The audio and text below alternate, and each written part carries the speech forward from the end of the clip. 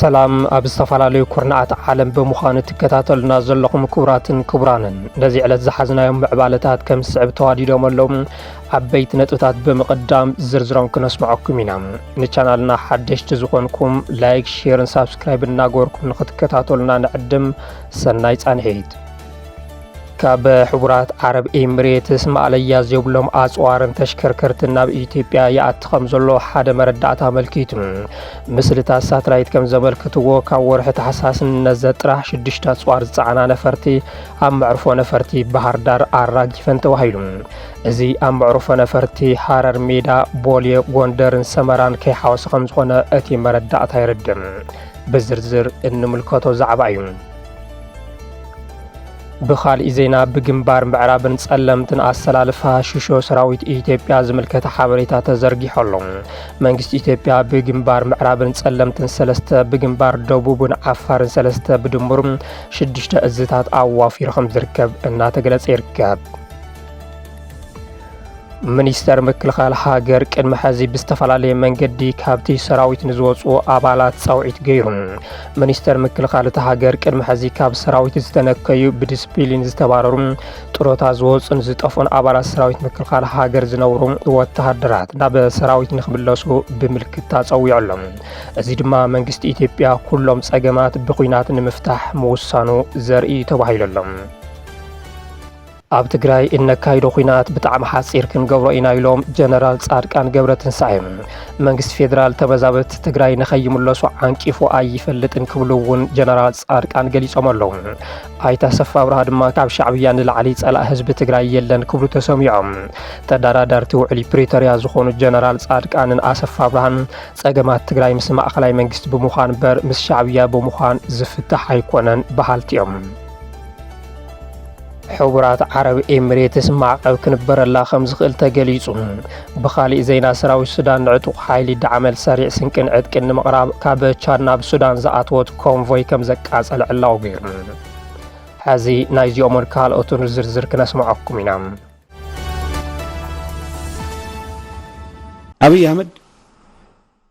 دنكنو የፖለቲካ ድንክ የሁሉም ነገር ድንክ ነው አብይ አህመድ ኖርማሊ ጤነኛ ሀገር ቢሆን ኖሮ ወይ ጸበል ወይ ሕክምና ሆስፒታል መግባት የነበረበት ሰው በናቴ እምነት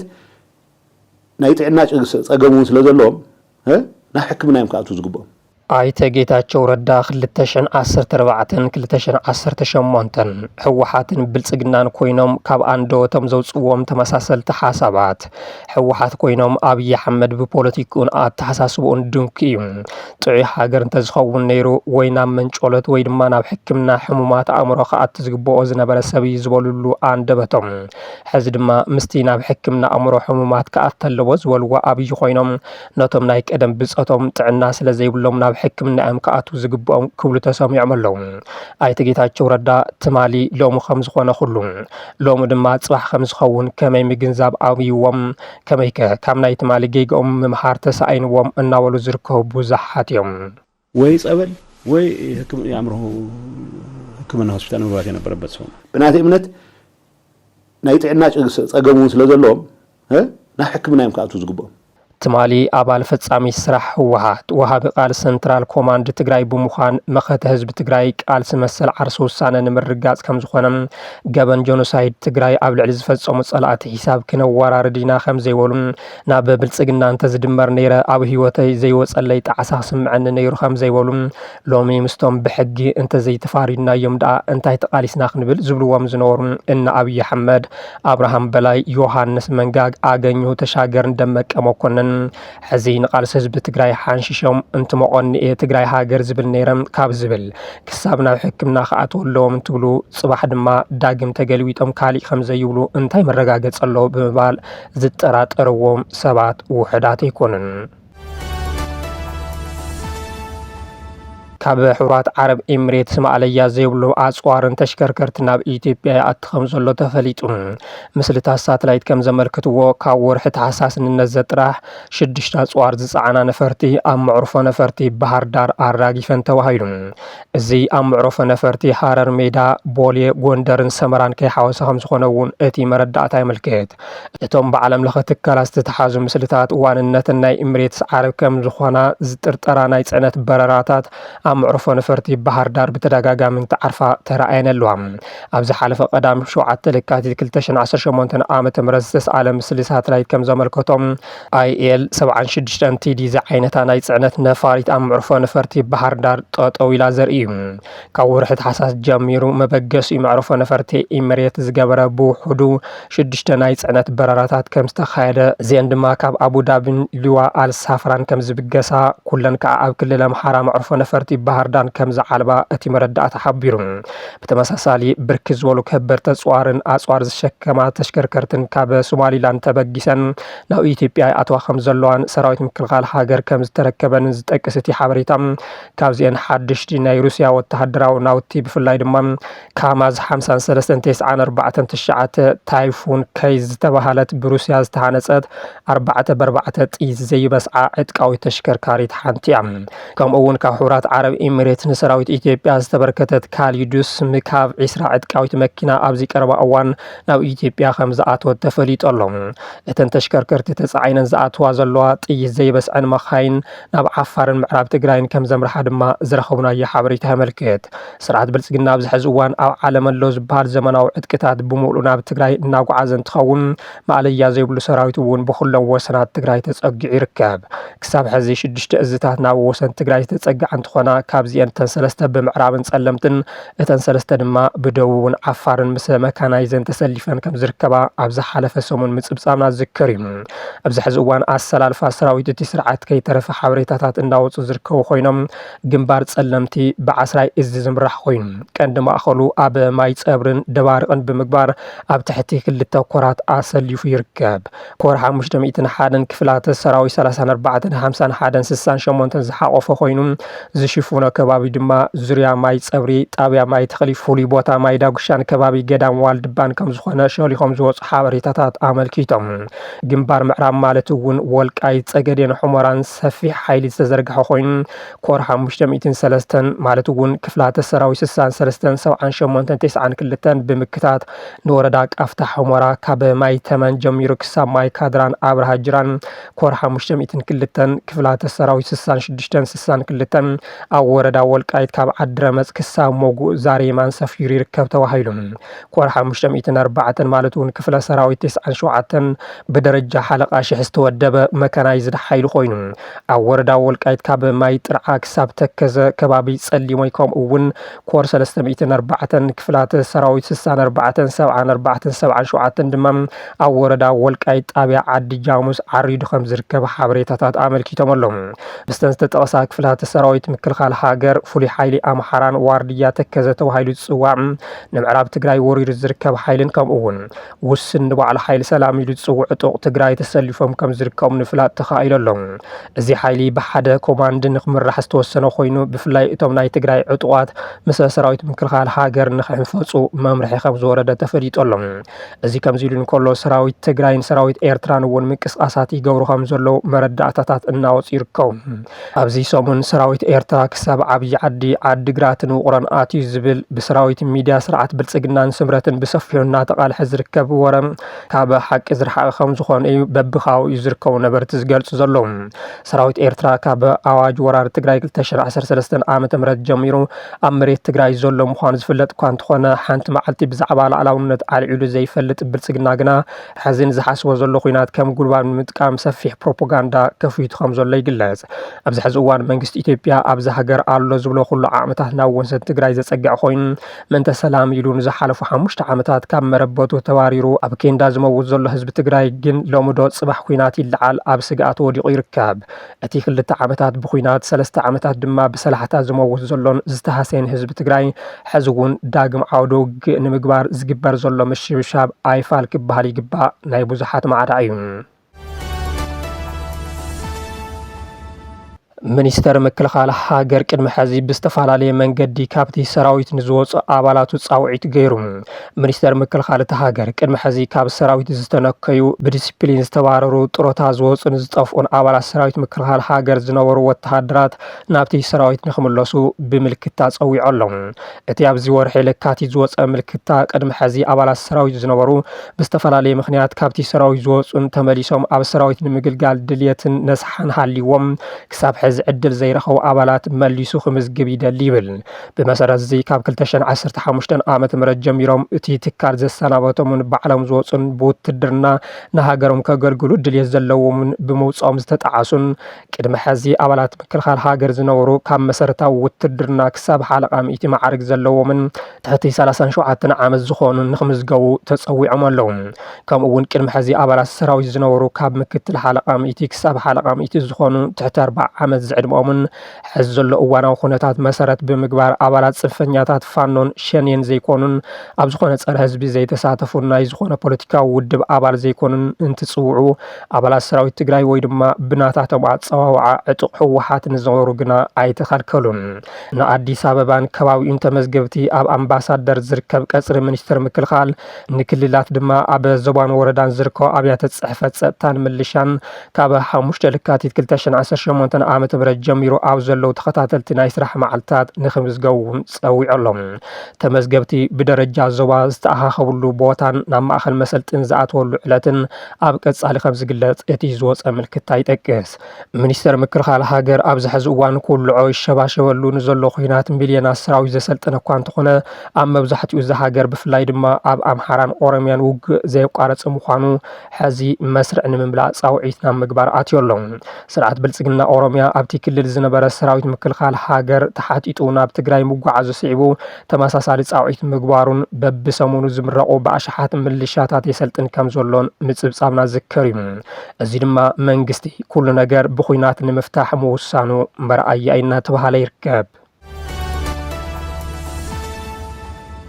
ኣብ ትግራይ ዝካየድ ኩናት ብጣዕሚ ሓፂር ክንገብሮ ኣለና ኢሎም ጀነራል ጻድቃን ገብረትንሳኤ። ጀነራል ጻድቃን ገብረትንሳኤ መንግስቲ ፌደራል ተመዛበልቲ ትግራይ ንኸይምለሱ ዓንቂፎ ይፈልጥን ክብሉ እውን ገሊፆም። ካብ ተላዘብቲ ውዕሊ ፕሪቶሪያ ሓደ ዝኾኑ ኣይተ ኣሰፋ ብርሃ ድማ ከም ሻዕብያ ፀላእ ህዝቢ ትግራይ የለን ክብሉ ተሰሚዖም። ምንቅስቃስ ደለይቲ ለውጢ ተጋሩ ብምባል ውዳበ ዝተጣየሹን ጀነራል ጻድቃን ገብረትንሳኤ ፀገማት ትግራይ ምስ ሻዕብያ ኮይንካ እንተይኮነስ ምስ መንግስቲ ፌደራል ኮይንካ እዩ ክፍታሕ ዝኽእል ይብሉ። ጀነራል ጻድቃን ብተወሳኺ ግዝኣት ትግራይን ተመዛበልትን ኣብ ምምላስ ማእኸላይ መንግስቲ ተቃዊሙ ከም ዘይፈልጥ እዮም ዝገልጹ። ምዕራብ ትግራይ መምላስ ዘይመምላስ ተመዛበልቲ ምምላስ ዘይመምላስ ተመዛበልቲ ምምላስ ማእኸላይ መንግስቲ ተቃውሞ ነይርዎ ይፈልጥን። ኢትዮጵያ መንግስትና እዩ ሃገርና እዩ ውዕል ኣለና ሕገ መንግስቲ ለና ዘተኣሳስር ኢትዮጵያ ሃገርና እዩ መንግስትና እዩ ዝብሉ ኣይተ ኣሰፋ አብርሃም ምስ መንግስቲ ኢትዮጵያ ውዕልን ሕገ መንግስትን ዘተኣሳስረለና ብምባል ምስ መንግስቲ ፌደራል ምስራሕን ኣብቲ ውዕሊ ተደሪኽካ መንነትን ክብርን ህዝብኻ ምውሓስን ምቅላስን ህዝባውነት እምበር ባንዳነት ኣይኮነን። ባንዳ ዝበሃል ምስቲ ንባዕሉን ንኣዲኡን ዘይኸውን ሻዕብያ ሓቢርካ ምስራሕ ይብሉ። ኣብ ትግራይ ዝካየድ ኩናት ድማ ኣብ ሓፂር ግዜ ንኽውዳእ ክንሰርሕ ኢና ክብሉ ተሰሚዖም። እንድሕር ኩናት ዝግበር ኮይኑ እውን ግን ብናቶም ድሌት ዝኾነ ይኹን መንገዲ ክተርፍ ዘይፈቅዱ እንተኮይኖም እቲ ዝግበር ኩናት ብጣዕሚ ሓፂር ብንእሽተይ ዋጋ ዝፍታሕ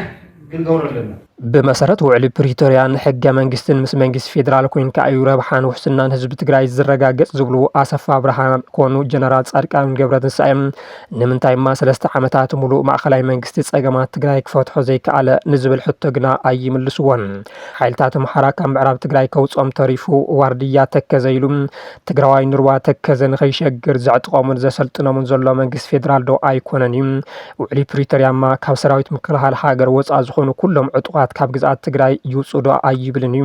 መንግስት ፌደራል ዶ ኣይኮነን እዩ ሚሊዮናት ኣብ ኬንዳ ብጥሜት ንኽሓልቁ ፈሪድሎም ዘሎም ማእኸላይ መንግስቲ ኣይኮነን ድዩ በጀት ነዳዲ ባንኪ መጓዓዝያን ከልኪሉ ህዝቢ ትግራይ ብሰላሕታ ንኽሓልቕ ዝገብር ዘሎ ወዘተ ዝብሉ ሕቶታት ንጀነራል ጻድቃን ኮነ ንኣሰፋ አብርሃም ኣይንታዮምን በዚ ድማ መንግስት ፌደራል ናብ ትግራይ ንኽኣቱ ኣብቲ በጀት ሰሊዑ ዘሳስየሎም ዘሎ መድረኽ እናተረኸቡ ወግሐ ፀብሐ ይዕድምዎ ኣለዎም ማእኸላይ መንግስቲ ሓላፍነት ኣለዎ ውዕሊ ፕሪቶሪያውን ክሕብር ናይ ትግራይ ፀገሙን ክፈትሕ بحاجة خوينا تحاولنا تسجل كنفتح إنا نقبل زلنا تما هلا المجلسي أبنا نشرش ساعات بس حلو إليه قمة أنا أبنا نشرش ساعات بس حلو إليه قمة مخدعته زقبل زلنا قال تقلله تعكس كات اليوم زقبل نقال يكون ጸገማትና ምስ ማእኸላይ መንግስቲ እምበር ምስ ሻዕብያ ኮይንካ ይኹን ብኹናት ዝፍታሕ ኣይኮነን ዝብሉ ዘለዉ ጀነራል ጻድቃን ግና ቅድሚ ሕዚ ኣብ ዓፋር ዘሎ ዕጡቕ ሓይሊ ዝወደውን ዝመርሑን በብሚድኡ እናወፁ መንግስቲ ፌደራል ስጉም ትወስድ ኣለዎ ብምባል ንኹናት ዝጉስጉሱ መልእኽትታት ዘሕልፉ ዝነበሩ ምዃኖም ዝፍለጥ እዩ። ሕዚ ምስቲ ስርዓት ተጣቢቖም ዝርከቡ ተጋሩ ብሓደ ወገን መንግስቲ ፌደራል ስጉምቲ ንክወስድ ዝፅውዑ ብኻሊእ ወገን ድማ ሰላም ኢና ንደሊ ይብሉ። ተኻስያ ድሙስ መዕሸዊ ኣናፁ ከይኸውን ምጥንቃቕ ከም ዘድሊ ግን ዝምዕዱ ብዙሓት እዮም። ኣብ ባይታ ዘሎ ሓቂ ከምቲ ንሶም ዝብልዎ ዘለዉ እንተይኮነ ሰራዊት ምክኻል ሙሉእ ዓቕሙ ምስጋዕ ገልጠሙ ናብ ወሰናት ትግራይ ተፀጊዑ ከም ዝርከብ ፀሓይ ዝወቆ ሓቂ እዩ። ኣብ ልዕሊ ህዝቢ ትግራይ ዝግበር ወራሪ ሕጋውነት ንምልባስ ድማ ዲጂታል ሚድያ ብልፅግናን ስምረትን ብዝተወደበ መልክዑ ናይ ሕሶት ፕሮፓጋንዳ ይውዝዕ ኣለዉ። ስለዚ ኩናት ኣብ ልዕሊ ህዝቢ ትግራይ ከም ዝውላዕ ብትልሚ ደረጃ ውድእ ኮይነሎም እቲ ኩናት መዓዝ ይካየድ ዝብል ጥራሕ እዩ ዛጊድ ዘይተመለሰ ሕቶ። ህዝቢ ትግራይ ተንጸላልዩ ዘሎ ኩናት ኣይ ኩናተይን ኢልካ ስንቂ ብምኽልካልን ደቅኻ ብዘይመሃብን ክትነጽጎ ይግባእ ክብል ውድብ ናጽነት ትግራይ እውን ኣጸዊዑ ዝካየድ ኩናት ግዝኣታዊ ትግራይ ይኹን ተመዛበልቲ ዘውሕስ ኣይኮነን እውን ኢሉ። ውድብ ናጽነት ትግራይ ኣብ ዘውፅኦ መግለጺ እቲ ኣንጸላልዩ ዘሎ ኩናት ከምቲ እቶም ዕድመ ልክዖም ሕሶትን ምትላልን መናብርቶም ዝግበሩ ጉጅለ ሕወሓትን ኣዳኽርቶምን ዝብልዎ ሕገ መንግስታዊ ወሰን ትግራይ ዘውሕስን ዝተመዛበለ ይኹን ዝተሰደደ ህዝብና ናብ መረቦቱ ዝምለስ እንተይኮነስ ተወሳኺ ምምዝባልን ምብትታንን ዝወልድ ዓዲ ብቐጻሊ ዘዕኑ ንህዝብናን መናእሰይናን ኣብ ፍጹም ቀቢፀ ተስፋ ዘእቱን ምእንተ ስልጣንን ምምላስ ሕጋውነትን ሕወሓት ጥራሕ ተባሂሉ ኣነ እንተሞይተ ዳንዲር ኣይትብቀል ብዝብል ፈሊጥ ኣእዱግ ዝግበር ኩናት እዩ ክብል ገሊፅዎም። እዚ ድማ ዕላማ ካድረታትን መራሕትን እቲ ውድብ ዳ እምበር ዕላማ ህዝቢ ትግራይ ከም ዘይኮነ ብምጥቃስ ኣንጻላልዩ ዘሎ ሓደጋ ኩናት ኣይ ኩናተይን ኢልካ ስንቂ ብምኽልካልን ደቅኻ ብዘይመሃብን ብቕላዕ ክትነጽጎን ክተፈሽሎን ይግባእ ክብል ኣገንዚቡ። በዚን በትን ዘሎ መላእ ሰራዊት ከምኡ እውን ኣብ ውሽጥን ደገን ዘሎ ኩሉ ንትግራይ ንህዝባን ዝጭነቕ ትግራዋይ ድማ ትግራይ ኣብ ዘይውራያ መጋበርያ ናይ ውክልናዊ ኩናት ከይትኸውን ዓለም ዝፈልጦም ሕቶታትን ስቃይን ፍትሓዊ ምክንያትን ስምምዕ ፕሪቶሪያን ስለ ዘለና ብፖሊሲ ዝተገበጠ መንጎኝነት መሰረት ብምግባር ትግራይ ምስ ዓለም እትራኸበሉን ካብ ዳግማይ ጥፋት እትድሕነሉን ዕድል ኣብ ምድላይ ጥራሕ ትኩረት ክግበር ፃውዒት የቕርብ ኢሎም። ነዚ ስዒቡ ብዙሓት ርእቶታት ዝወሃቡ ዘለዉ ኮይኖም ህዝቢ ትግራይ ባርቕ ሓዊ ይመፀካ ኣለሞ ኣብ ሳዕሪ ተሸፋፊንካ ደቂስካ ተጸበዮ ዶ ይበሃል እዩ ብምባል ይነቕፍዎ ኣለዉ። ህዝቢ ትግራይ ደልዩ ዘምፅኦ ኩናት ቅድሚ ሕዚ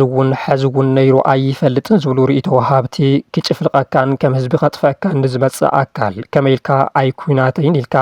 ኢድካን እግርኻን ኣጣሚርካ ተጸበዮ ኢልካ ይንገር እሞ ድማ ካብ ሃገረ ትግራይ ክምስርትየ ዝብል ውድብ ብምባል ይነቕፍዎ ኣለዉ። ብልጽግና ዝኣክል ጆኖሳይደር ስርዓት ምዕራብ ትግራይ ወሪሩ ሒዙ ዋርድያ ተከዘይሉ ኣሰልጢኑ ከይንሰግር ዝኸልከለም ብዓፋር ብራያን ጸለምትን ክወረናን ክጭፍጭፈናን ኩሉ ሰራዊቱ ኣዳልዩ እናተሃንደደ ኣብ ዘለሉ እዋን ህዝቢ ትግራይ ስንቂ ከይተቐብል ንናጽነትካ ከይትቃለስ ይበሃል ድዩ? ሃገረ ትግራይ ዝብል ውድብ እናመራሕኻስ ንጆኖሳይደር ብልጽግና ኢድኩም ሃዊ ይበሃል ድዩ ብምባል እውን ብዙሓት ይሓቶ ኣለዉ። ሕዚ እውን ህዝቢ ትግራይ ሰላም የድልዮ ዳግም ናብ ኩናት ከኣቱ የብሉን ንኩሉ ዘስማዕምዕ ከም ዝኾነ ዝገልጹ ገለ ወሃብቲ ርእቶም ይኹን እምበር ጸላኢ ከጥፍአካ እንተመፂኡ ኸ እንታይ ትገብር ዝብል ሕቶ ግና መግለፂ እውናት ኣይተንከፎን። ሕቡራት ዓረብ ኤሚሬትስ ማዕቀብ ክግበረላ ከም ዝኽእል እናተገለጸ ይርከብ። ኣብዚ ሰሙን ኢትዮጵያ ኣብ ክልል ቤንሻንጉል ጉሙዝ ዕጡቕ ሓይሊ ዳዕመል ሰሪዕ ዝስልጥነሉ ገዚፍ ወተሃደራዊ ካምፖ ምህናፃ ብማዕኸን ዜና ሮይተርስ ምግላጹ ስዒቡን ኣብ ዓለም ዝለዓለ ምድንጋጽ ከም ዝፈጠረ እዩ ዝግለጽ ዘሎ። ነዚ ስዒቡ ኣብ ኮንግረስ ኣሜሪካ ሓያል ምንቅስቃስ ዝተጀመረ ኮይኑ ሰለስተ ጸለውቲ ኣባላት ባይቶ ኣሜሪካ ኣብ ልዕሊ ኤሚሬትስ ማዕቀብ ኣጽዋር ንኽንበር ጻውዒት ኣቕሪቦም ኣለዉ። እቲ ምክንያት ድማ ሕቡራት ዓረብ ኤሚሬትስ ኢትዮጵያ ኣብ ስትራቴጂካዊ ቦታ ወተሃደራዊ ማእከል ምህናፃ ንሰላምቲ ዞባ ስግኣት እዩ ብዝብል እዩ። በዚ እውን ኤሚሬትስን ኢትዮጵያን ኣብ ሕድሕድ ኩናት ሱዳን ሓዊ የሳውራ ከም ዘለዋ ካብ ምርጋጹ ንላዕሊ እቲ ተግባር ኣብ ሱዳን ተሓፂሩ ዝተርፍ እንተይኮነስ ስግኣት ዞባ ቀርኒ ኣፍሪካ ብምዃኑ ኣሜሪካ ፍሉይ ቆላሕታ ንኽትበሉ እቶም ኣባላት ባይቶ ጽንቶ እናገበሩ ይርከቡ። ኣሜሪካ ብልዕሊ ናይ ቀረባ መሓዝኣ ዝኾነት ኤሚሬትስ እገዳ ኣጽዋር እንተንቢራ ኣብ ልዕሊ ኢትዮጵያ እንታይ ጽልዋ ክህልዎ ይኽእል ዝብል ድማ ኣብ መድረኽ ኣህጉራዊ ዲፕሎማስያዊ ዓብዪ ኣጀንዳ ኮይነሎም ኢትዮጵያ ኣብ ታሪኻ ተራእዩ ብዘይፈልጥ መንገዲ ዕላማ ባዕዳውያን ሓይልታት ትኸውን ከም ዘላ ብግልፂ ዘርኢ ሓበሬታ ምውፁ ብፍላይ ኤምሬትስ ዓረብ ንመንግስቲ ኢትዮጵያ እትቦ ዘላ ወተሃደራዊ ደገፍ ነቲ ዞባ ኣብ ህውከት ከእትዎ ይኽእል እዩ ዝብል ስግኣት ኣሜሪካ እናዓዘዘ ይኸይድ ከም ዘሎ ይግለጽ። እዚ ናይ እገዳ ምንቅስቓስ እንተተዓዊቱ ድማ ኣብ ርክብ ኤምሬትስን ኣሜሪካን ጥራሕ ዘይኮነስ ኣብ መጻኢ ቀረበ ጽዋር ንኢትዮጵያ ዓብዪ ጽዕንቶ ክሕድር ከም ዝኽእል ይግመት። እቶም ብፍቓድ መንግስቲ ኢትዮጵያ ኣብ ቤንሻንጉል ጉሙዝ ዝስልጥኑ ዘለዉ ዕሱባት ዕጡቓት ካብ ሃገራት ኢትዮጵያ፣ ደቡብ ሱዳን፣ ቻድን ኮሎምቢያን ዝተመልመሉ ከም ዝኾኑ መረዳእታታት ይሕብሩ። ኣብ ኢትዮጵያ ብምስልጣን ድማ ብደቡብ ኢትዮጵያ ሸሊኾም ኣብ ልዕሊ ሰራዊት ሱዳን መጥቃዕቲ ምፍጻም ምጅማሮም ሰራዊት ሱዳን ምኽሳስ ምጅማሩ ዝፍለጥ እዩ። እዚ ከምዚ ኢሉ እናሃለወ ሰራዊት ሱዳን ኣብ ልዕሊ ዕጡቕ ሓይሊ ዳዕመል ሰሪዕ መጠነ ሰፊሕ መጥቃዕቲ የካይድ ከም ዘሎ ብምግላጽ ብፍላይ ኣብ ማእኸላት መከላኸሊ ኣየርን ሎጂስቲክን ኢላማ ዝገበሩ መጥቃዕቲ ድሮናት ይፍጽም ከም ዘሎ ማዕኸናት ዜና ሱዳን እናጸብጸባ ይርከባ።